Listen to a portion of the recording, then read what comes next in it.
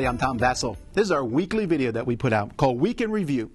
And if you want to see the full reviews, we have links to all of them in the description below.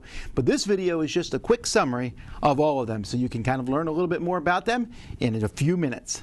And here we go. Hey everybody, Zee Garcia here. So last week I did a Board Game Echoes episode in which I compared Everdell to Lewis and Clark, comparing those two, kind of how they remind me of each other. Check that out.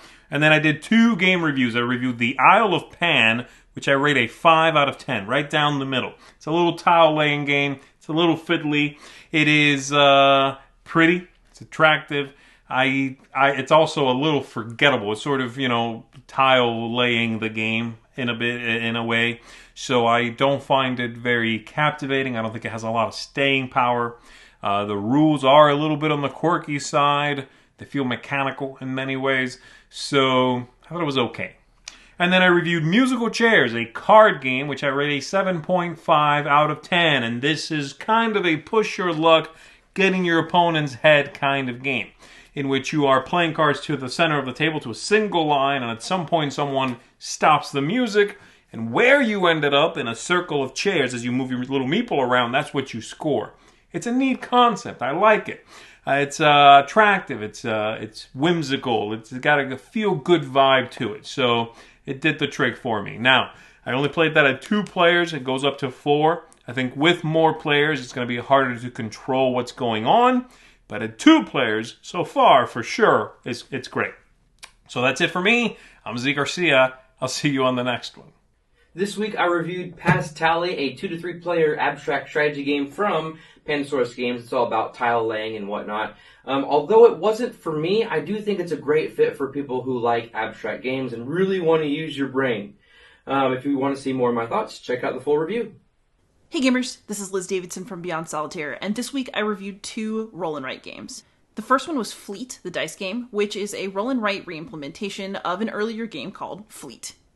Fleet Dice is all about building up a fishing empire, and it's a really fun roll and write that gives you a lot of opportunities to pick up bonuses, get free actions, and set up combos. And in the solo mode, you're going up against a brutal AI opponent called Captain Ruth. The other roll and write that I covered this week is the Castles of Burgundy, the dice game. It also is a reimplementation of an earlier game, the Castles of Burgundy, and there is also a Castles of Burgundy card game, although I actually do prefer Castles of Burgundy dice. In the Castles of Burgundy, the dice game, you're basically trying to build up your estate in a way that's going to get you as many points as possible as quickly as possible. And there's some fun special actions and die manipulation powers that you pick up along the way. This is a solid roll and write that's been in my collection for a while, and the reason I thought now would be a good time to review it is that it's still about $15 on Amazon, and a lot of people are looking for ways to entertain themselves at home right now. And that's my week in review. Okay, so now for me, first of all, there's Palm Tree, which is a game in which you're holding leaves in your hand. That's a tree without making them fall.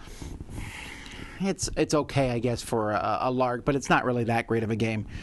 Roll and Seek is a memory match game where you roll 2 dice, turn over 2 tiles. If they match, you win.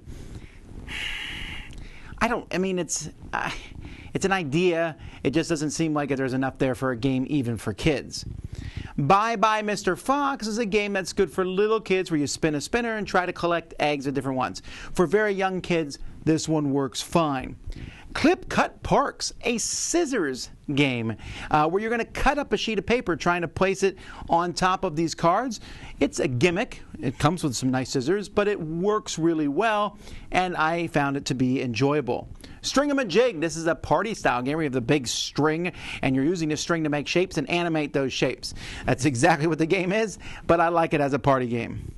Guardians of Legends. This is a weird game, and it looks different than it plays, where you have all these cards out there, and you've hidden treasure somewhere, and then you use these big postcards with millions of objects on them to kind of give clues as to which island your treasure is hidden on. Also, if you play this game, you might win a huge prize. Icaion. Big, grandiose game, a sequel to Miss Thea, same universe. In fact, there's a combination game which I haven't played, but this game itself, I don't think it's as good as Miss Thea. It is an area control, resource gathering type game with a lot of different options to get points over the course of it, and a little bit of take that in it.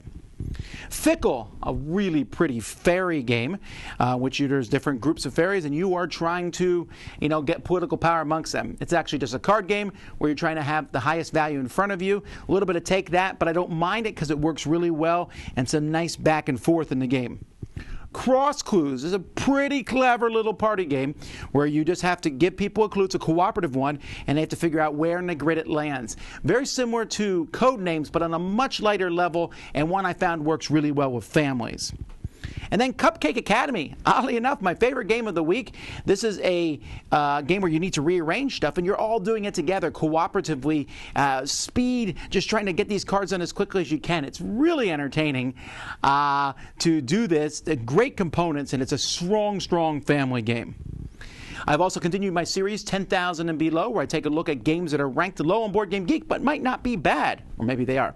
And I did a series of 8 positive reviews. I did 8 positive reviews that other people in the Dice Tower have reviewed, but I wanted to give my opinions on, and 8 negative reviews, games that are somewhat involved, and I just didn't really want to go into much more, but I didn't like them, and here's why.